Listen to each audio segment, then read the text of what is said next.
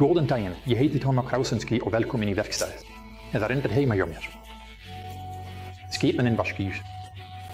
Að mála þennan herbergi sem jafnvel vanur málaði átti í erfiðleikum með. Vandamál með undirlagið að það fyrirgefur ekki venjulega sköfun og síðan að bera málningu með rúllu á ennþá rakan flöt. Ég kann ekki að nota bursta, svo mér datt í hug að sprauta. Ég var að skoða á vefsíðum Unimatch stund. Þar til, 2 vörur vöktu athygli mína. Fyrst var það sprautubissa með geimi og í öðru lagi háþrýstingsspraututæki. Það fyrra í raun venjuleg loftþrýstingssprautubissa. Málningarefni, í þessu tilfelli frekar sprautuefni, hins vegar í ytri íláti með hreinu rúmmáli 8 lítra. Það væri fínt fyrir að bera á stærri svæði, en í grundvallaratriðum þetta tæki einfaldlega ekki fyrir innanhúsmálningarefni. Vinnsluþrýstingurinn mest 50 psi sem þrýstir ekki þykku efninu gegnum frekar stóra stúta. Synd, því það væri nokkuð, aðlaðandi og ódýr valkostur. Þegar ég var með þetta hér, þá prófaði ég það að minnsta kosti á gerviefni við málun á gólfi. Helstu kostirnir aðalega í miklu magni ytri tanksins og sjálfstæði byssunnar frá stöðu málningadungins þannig að þú getur úða lóðréttu eða niður án þess að það verði vandamál með sog eða fall málningar eins og þegar tankurinn beint á byssunni hvort sem hann undir henni eða yfir henni.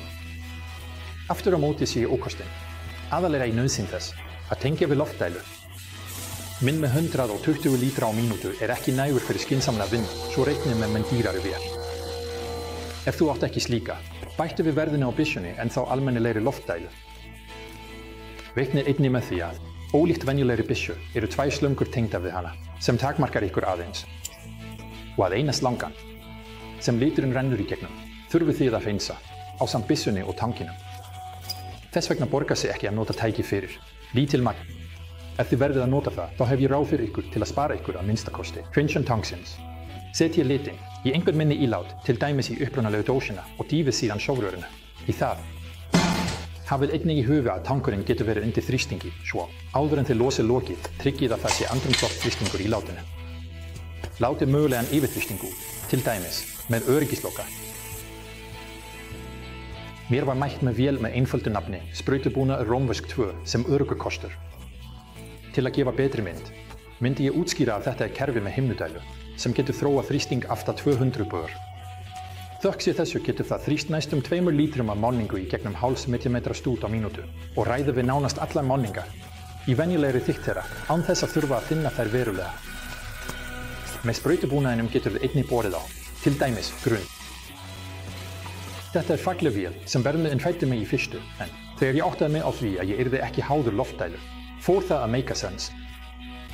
Fyrir að mála eitt lítið herbergi það auðvitað fáránlegt, en ef ég væri að mála til dæmis allt húsið að innan og utan, myndi ég íhuga það alvarlega. Eða til dæmis innan einhvers samfélags. Himnudælan nefnilega ekki eins viðkvæm fyrir mistökum í notkun eins, og stimpildælan þannig að ég myndi ekki vera of hræddur við að treysta henni í höndum upplýsts leikmanns. Og fyrir fagmann myndi verðið skila sér á nokkrum verkefnum því miðað við kollega með rúllu verður hann líklega 10 sinnum hraðari.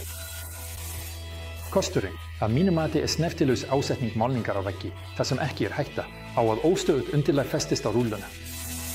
Hraði og jafnvægi úrans ótrúlegt. Í samanburði við þéttúi dælan auk þess tiltölulega hjólát. Þú getur látið málningarefnið vera í upprunalegum umbúðum og sett sogslönguna, beint í það. Dælan sogar sjálf vökvaninn og rennur aftur inn í ílátið, í gegnum hjáveituna. Aðeins með því að loka aðallöndinu verður kerfið þrýst upp í gildi sem þú getur stjórnað með mengunarventli. Vegna mikils þrýstings þarftu að sætta þig við mun, meiri endurkast málningar frá úðaða yfirborðinu. Þess vegna þarf að hylja vandlega allt sem þú vilt ekki mála, auðvitað það, á meðal sjálfan þig. Ég gleymdi hettinni í smá stund og strax var ég með vel stífað hár. Mér líkaði við sterka byssuna sem hefur mjög léttan gang, jafnvel við mikinn þrýsting og möguleika á að læsa í stöðugu virkni, sem og að hindra óviljandi þrýsting. Í handfanginu innbyggt mamsía gegn stærri öfnum sem gætu stíplast stútinn. Og ef stúturinn stíplast, samt þá nóg að snúa honum 180 gráður, blása stutt í gegnum hann, setja hann aftur í upprunalega stöðu og þá hægt að halda áfram að sprauta. Löng og létt slanga bæti stjórnun byssunnar og þökk sé henni getur látið tæki vera til dæmis fyrir aftan hurð svo það verður ekki óhreint. Uppblásanleg hjól, auðvelda meðhöndlun á traustutækinu. Það sem vakti athygli mína á báðum tækjunum var notkun mánkúlutengja til að tengja þrýstislöngur sem minnkaði fjölda mismunandi þétta í nauðsynlegt lágmark. Með háþrýstingsbraututækinu fylgir einnig sett af varahlutaþéttum og uppsetningaverkfærum. Þó að mála eitt herbergi sé ekki verkefni sem verðugt fyrir svona fagmannlegt tæki, ég ánægður með reynsluna og fyrir framtíðina væri það augljós valkostur fyrir mig. Ég mun ekki henda rúllunum, en þegar maður hefur prófað úlun, mun maður líklega ekki snúa aftur til rúllunar. Tengla á báðar vörurnar má finna í lýsingunni undir myndbandinu. Vinsamlegast gerist áskrifandi og smellið á bjöllutáknið til að fá tilkynningar ný myndbönd frá Unimax verkstæðinu. Einnig gleður okkur ef þú gefur líka eða skilur eftir uppbyggilega athugasemd. Ég heiti Tómas Krausenski, takk fyrir að horfa og við sjáumst í næsta myndbandi.